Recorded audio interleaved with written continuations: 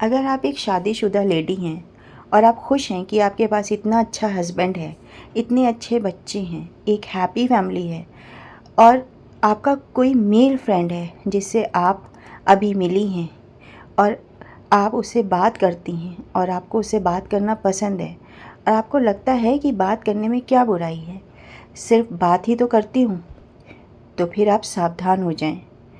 आपका ये बात करना आपकी बर्बादी का कारण बन सकता है।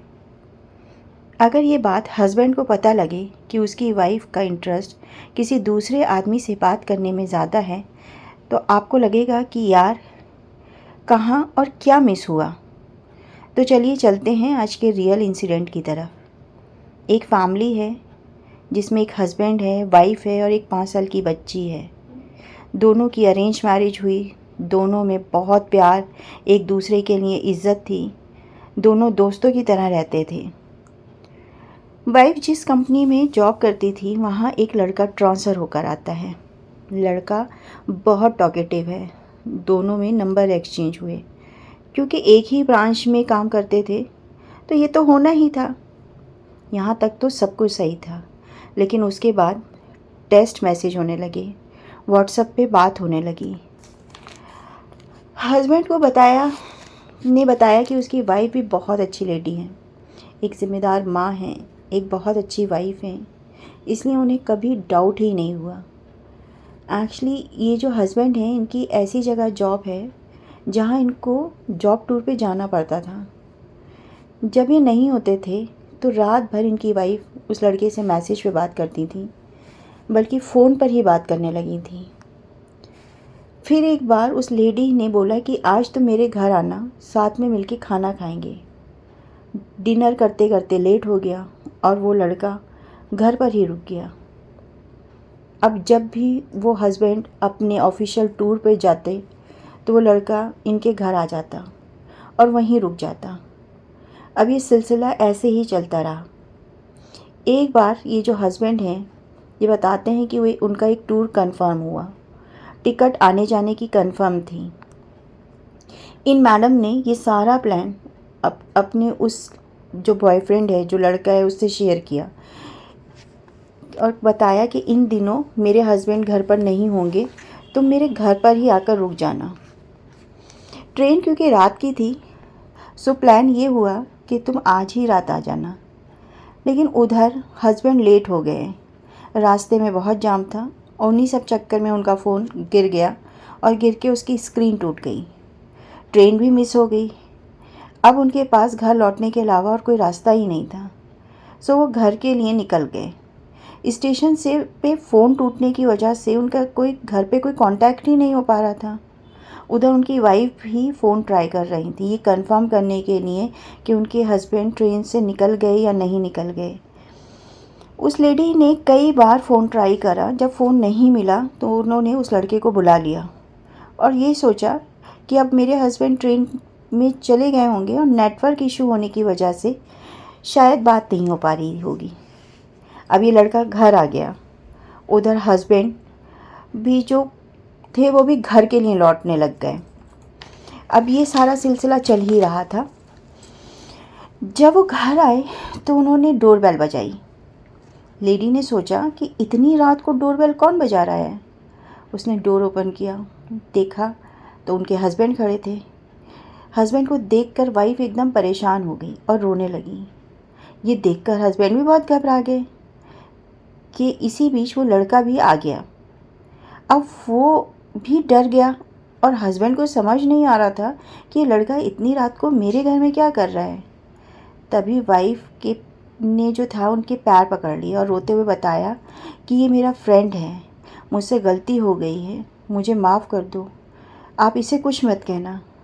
बस इतना सुनना था। और जो उस हस्बैंड को गुस्सा आया उसने ज़ोर से गेट ओपन किया और अंदर आया।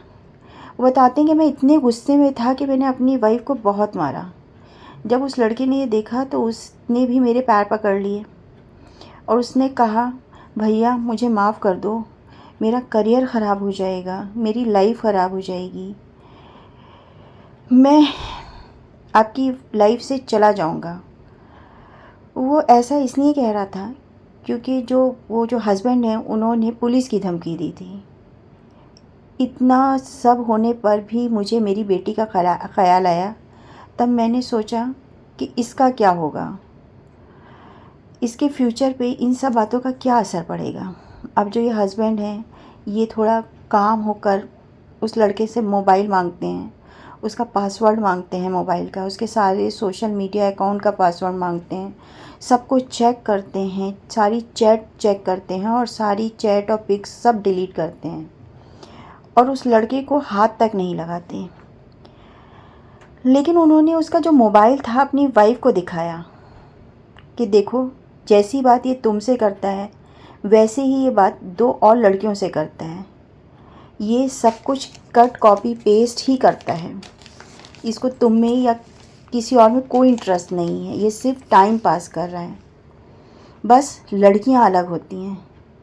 हस्बैंड ने अपनी वाइफ को बोला कि तुम इसके लिए सबसे सस्ता विकल्प हो, इसके लिए, क्योंकि तुम मैरिड हो, एक बच्ची की माँ हो और फाइनेंशियली भी स्टेबल हो, तो तुम कभी इसके गले का फंदा नहीं बनोगी।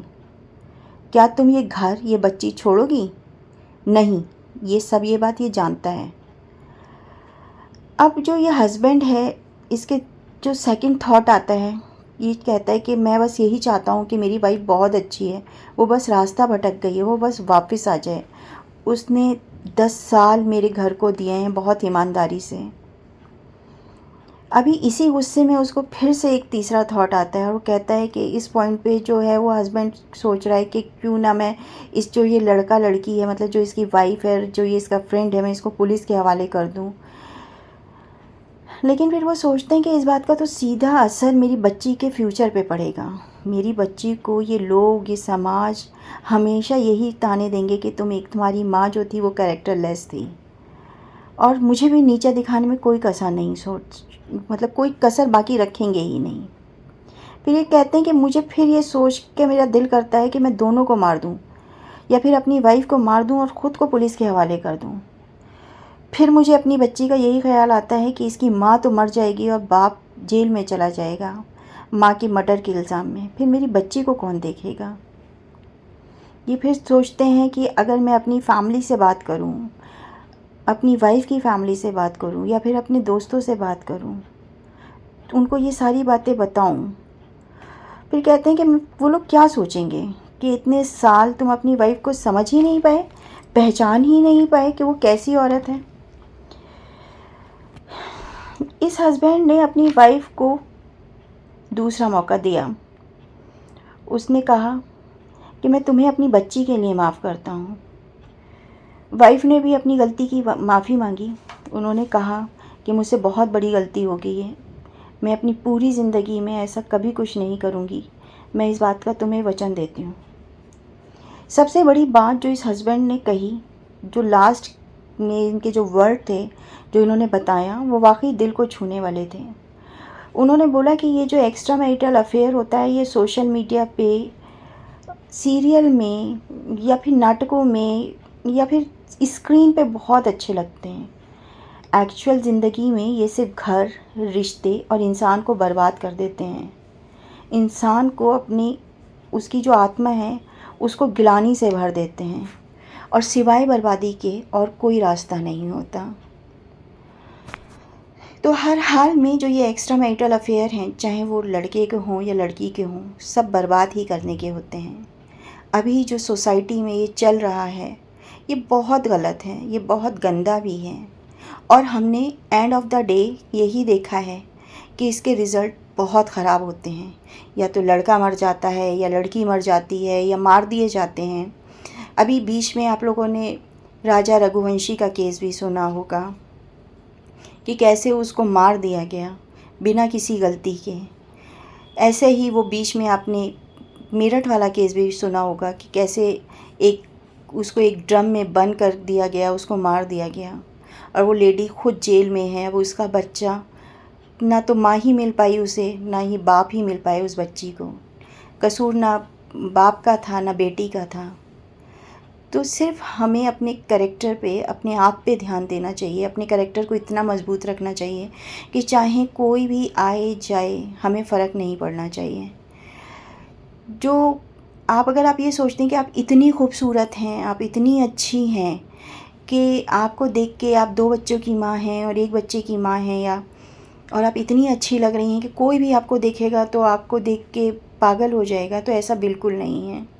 ये दुनिया बहुत ख़राब है, सिर्फ यूज़ करती है, फेंक देती है। आई होप कि आपको ये मेरी बात समझ में आ गई हो, और अगर इस बात से किसी भी एक बंदे को मेरी बात ये समझ में आ जाए तो मेरा ये वीडियो बनाना सफल हो गया। अगर आपको भी अपनी कोई ऐसी रियल इंसिडेंट शेयर करना है तो मेरे मेल आईडी पे मुझे अपना सारी डिटेल शेयर कर दीजिए, सारी स्टोरी शेयर कर दीजिए। मैं आपका नाम, एड्रेस, जगह बिना बताए स्टोरी को शेयर कर दूंगी। हो सकता है कि आपकी स्टोरी किसी और के लिए सबक बन जाए। धन्यवाद।